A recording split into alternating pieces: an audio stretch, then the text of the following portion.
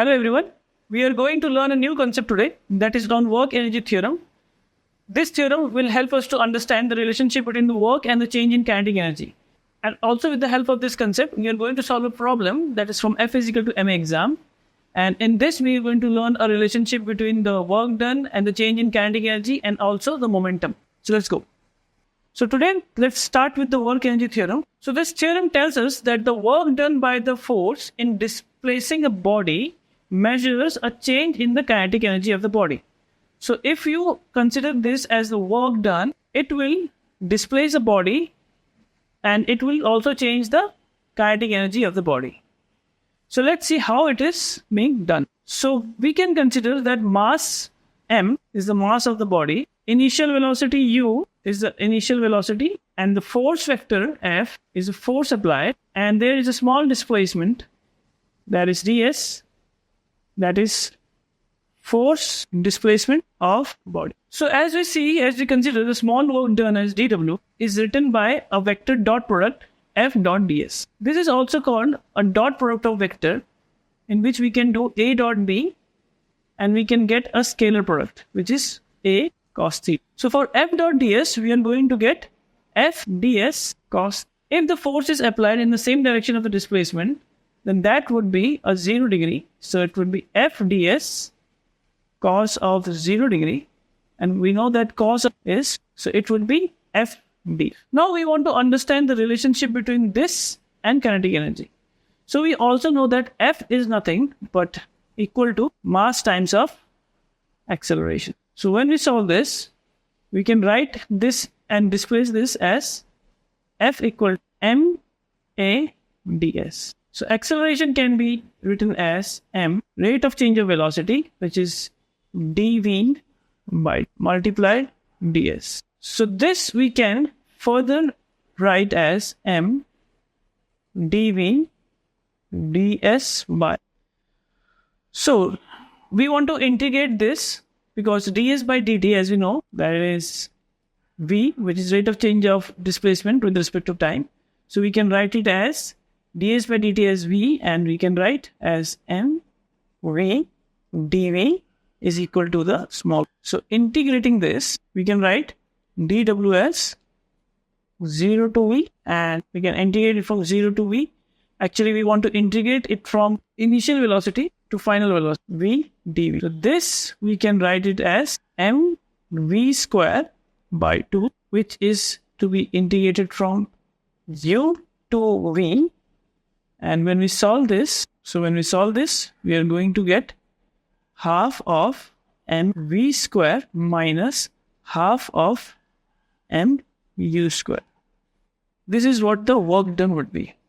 So as we can see that the work done is nothing but the change in the kinetic energy that we get. So we can write it as it's delta K, which is the change in the kinetic. Now we are going to see that how this change in kinetic energy varies. So when we call that work done being positive, so work done, we can say that it's positive. So we know that work is a scalar quantity. It is not a vector quantity. So work done cannot have a direction. So what does this positive and work done by system negative means? So work done is positive when there is increase in kinetic, and we can say that work done being negative when there is a decrease in. So this is how the change in kinetic gives us the result of work being positive and being negative. So let's understand the relationship between kinetic energy and the moment. Kinetic energy and moment. So as we know that kinetic energy is equal to half of mv square. We can further change it to half of mv square as this thing. We know that momentum is equal to mass times of velocity. So how can we change this thing, that is half mv square, in terms of p, so that we can eliminate the mv term? So there is a very small trick we can apply, that is multiplying and divided with m. So if we do it, mv square multiplied by m and divided by m, we can actually multiply this m with this m, and we can get half of m square v square divided by. Now if you carefully see, this is nothing that we have written the same equation. just in cancellation of m, we are going to get the mv square back. So we can take this entire term, m square v square, and we can write it as p. So we can get this equation as half of p square by m.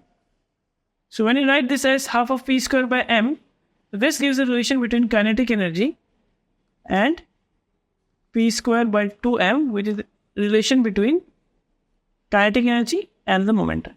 So now we are going to solve a problem from F is equal to ma exam, in which we are going to use this equation. So let's see. So here we have a problem from F is equal to ma exam that two rockets are in space in a negligible gravitational field. All observations are made by observer in the reference frame in which both rockets are initially at rest. The masses of the rockets are given m and 9m, and the constant force F acts on the rocket of mass m and for a distance d. As a result, the rockets acquire a momentum p. If the same constant force F acts on the rocket for 9m, the same distance d, how much momentum does the rocket of mass 9m acquire? So here we are going to use the work energy theorem in relation with the kinetic energy and with relation with the momentum. So we can write that work done is equal to change in kinetic energy, force times of distance. So we can write it down as work done equal to force times of distance, and it's equal to change in kinetic energy. And this we can relate work done with the reference to change in the kinetic energy and the force and distance, which also relates with momentum of the rocket. So if we solve this equation, we can get, in relation to the momentum and the force applied, we can get p square by 2m is equal to force times distance. So we can take p square as 2m force times of distance. So p we can write it as root over 2m force times of distance. This is for the mass m. So we can take it as p1. Okay. So this is p1 for the mass m. We have to also calculate for the mass 9m. So when m is equal to 9m, we can calculate this as p2, and we can find a relation as root over 2 9m force times of distance. So it's 3, as you can take 9 out of the root, 2m force times of distance. This entire thing, if you see, this is nothing but the p1 that we have got. So we can write this as 3 times of p1. So this we get the answer from the options. We can write it as 3 times of p1. So this is the option D. So it's 3p that we get. So we can see that how work energy theorem can be very useful to finding the change in kinetic energy and also the relationship between the momentum and the kinetic energy. And by using all of them, we can find the equations and we can solve the problems like this which came in F is equal to m exam. Thank you.